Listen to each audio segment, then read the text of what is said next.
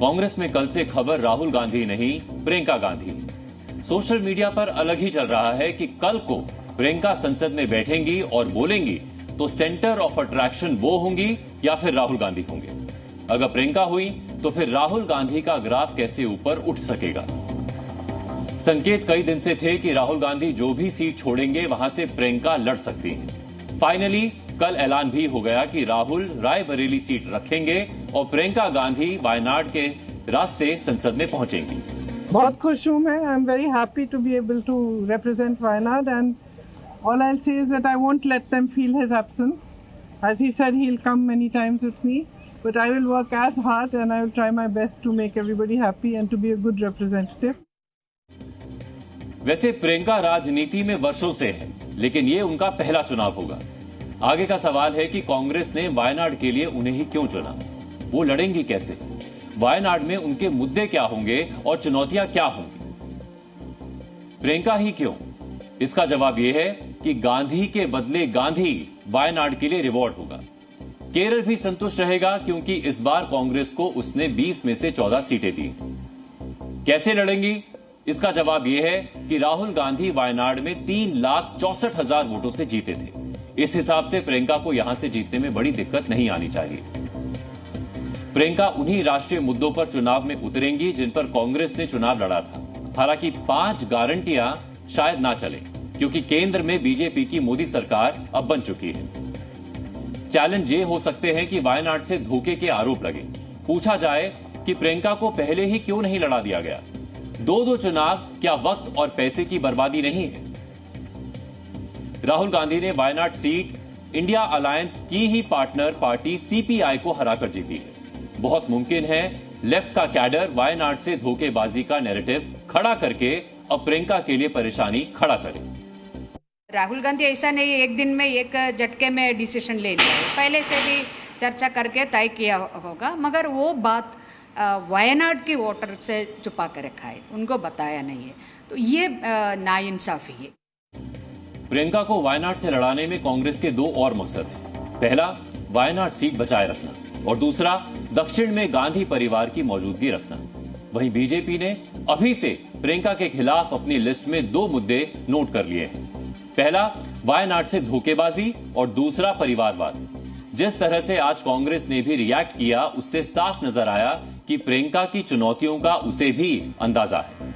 राहुल गांधी और कांग्रेस पार्टी एक पार्टी नहीं है बल्कि केवल एक पारिवारिक कंपनी है। राहुल गांधी ने कहा था वायनाड इज माय फैमिली, पर असलियत में कांग्रेस पार्टी ने बता दिया कि family should be in Wayanad. ये उनका असली मकसद है। आए ना कोई भी आए, कौन रोक रहा है। तो आप हमारी पार्टी में तय मत कीजिए कि हमें किसको टिकट देनी है, आप अपनी पार्टी की चिंता कीजिए। आपको किसको लड़वाना है लड़वाइए ना, कौन रोक रहा है आपको। परिवारवाद की बात कर रहे हैं, आपके कैबिनेट में कितने परिवारवादी हैं बताइए ना। लेकिन आचार्य प्रमोद कृष्णम प्रियंका की उम्मीदवारी को अलग एंगल से देख रहे हैं। यहां बता दें कि प्रमोद कृष्णम कांग्रेस में थे तो प्रियंका कैंप के माने जाते थे। वो प्रियंका को राहुल से ज्यादा टैलेंटेड बताते रहे। प्रियंका गांधी कांग्रेस के अंदर सबसे ज्यादा लोकप्रिय चेहरा है। उन्हें तो कांग्रेस का अध्यक्ष बनाना चाहिए था, उन्हें कांग्रेस की कमान सौंपनी चाहिए। बाई इलेक्शन में, उपचुनाव में लोकसभा का टिकट दे करके तो प्रियंका गांधी का कद और छोटा करने की कोशिश हो रही है। बहरहाल राहुल के वायनाड छोड़ने से रायबरेली में जश्न है। उधर वायनाड की कांग्रेस प्रियंका के आने से खुश है। वायनाड के वोटर ने भी सोचना शुरू कर दिया है कि प्रियंका जीती तो वायनाड में कितना रुकेंगी या आएंगी और अमेठी रायबरेली निकल जाया करेंगी। मेरा बहुत ही पुराना रिश्ता भी है और 20 सालों से मैंने काम किया है दोनों रायबरेली और अमेठी में, तो वो रिश्ता तो कहीं मतलब किसी भी तरह से टूट नहीं सकता। उसको कायम रखने के लिए हम दोनों हैं। काशी से जीत की हैट्रिक लगाने के 14 दिन बाद और तीसरी बार प्रधानमंत्री पद की शपथ लेने के बाद नरेंद्र मोदी आज पहली बार अपने संसदीय क्षेत्र वाराणसी पहुंचे। ये प्रधानमंत्री मोदी की आभार यात्रा है जिसमें वो वाराणसी को धन्यवाद कह रहे हैं और अपने तीसरे कार्यकाल का विजन भी वाराणसी को बता रहे हैं। शाम को प्रधानमंत्री ने दशाश्वमेध घाट पहुंचकर मां गंगा की पूजा की और इसके बाद गंगा आरती में हिस्सा लिया। प्रधानमंत्री के साथ यूपी के मुख्यमंत्री योगी आदित्यनाथ भी थे।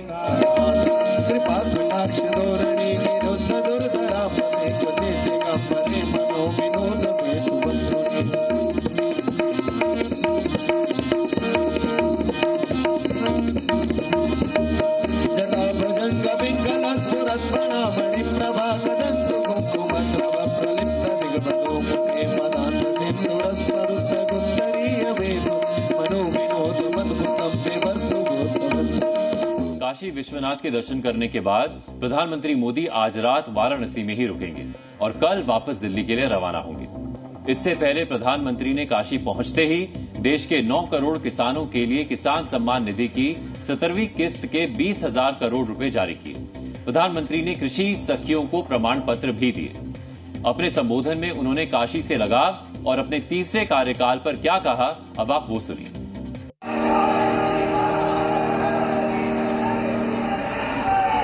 नमः पार्वती पतये हर हर महादेव। काशी के लोगों ने मुझे तीसरी बार अपना प्रतिनिधि चुनकर धन्य कर दिया। अब तो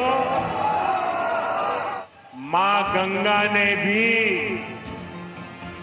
जैसे मुझे गोद ले लिया है, मैं यही का हो गया। ऐसा भारत में 60 साल पहले हुआ था। किसी सरकार ने इस तरह हैट्रिक नहीं लगाई। मैंने किसान, नौजवान, नारी शक्ति और गरीब, इन्हें विकसित भारत का मजबूत स्तंभ माना है।